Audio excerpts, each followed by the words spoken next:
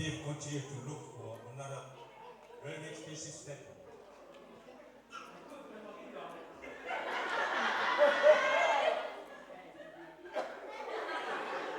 They tried the big one, knowing that that would be a very expensive one, but he couldn't live.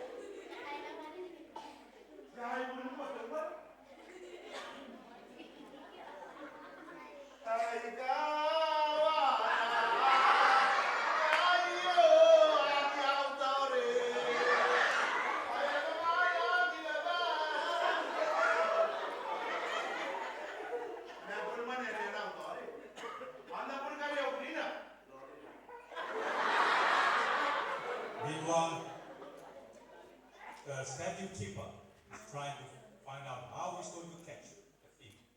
So he thinks of a way, and he thought of becoming one of his statues so that he would trick this thief and catch him.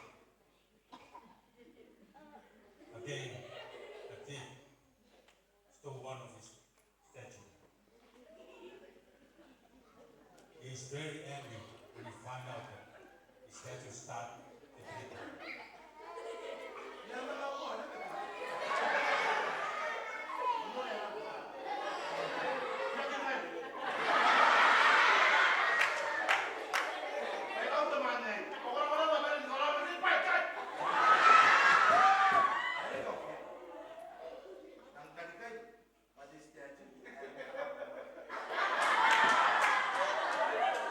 Now he's going to turn himself into a statue to trick the